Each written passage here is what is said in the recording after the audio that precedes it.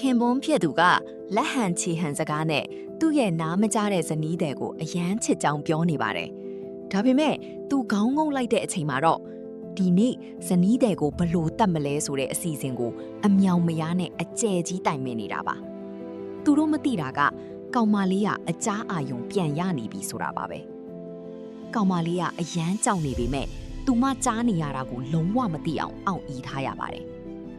အဲ့ဒီအချိန်မှာပဲအမြောင်မယားကစက္ကန့်နေစတွက်ပြီးကောင်မလေးရဲ့ခေါင်းပေါ်ကဆွဲမီးအိမ်ကြိုးကိုဖြတ်ချလိုက်ပါတော့တယ်။ဆွဲမီးအိမ်ကြီးကသူမခေါင်းပေါ်ကိုတဲ့တဲ့ကြီးပြုတ်ကျလာပေမဲ့ပါးနှက်တဲ့ကောင်မလေးကခတ်ရင်းကိုတမင်အောက်ချလိုက်ပြီးကောက်ချင်ဟန်ဆောင်ကတေဘေးကနေလွတ်အောင်ရှောင်လိုက်ပါတယ်။အစီအစဉ်ပြတ်သွားလို့လူသက်သမား2ယောက်စလုံးအံ့ဩနေချိန်မှာ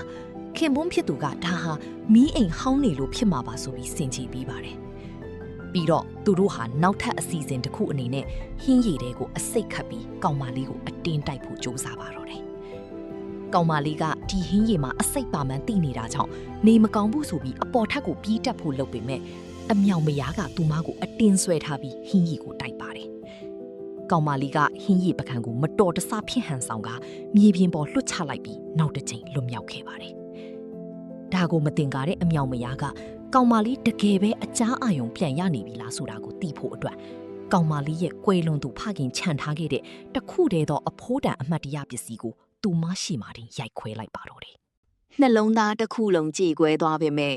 ကောင်မလေးကလှဲမကြည့်ရဲပဲအခန်းထဲရောက်မှပဲအတန်တိတ်ငိုကြွေးပါတော့တယ်။ခင်မွန်းဖြစ်သူကဘာကြောင့်သူ့ဇနီးကိုတတ်ချင်နေတာလဲ။ဟိုအမျိုးသမီးရောတကယ်ပဲဘသူလဲ။နောက်ထပ်ဘာတွေဆက်ဖြစ်မလဲဆိုတာသိချင်ရင်တော့ like and follow လုပ်ထားကြပါအောင်နော်။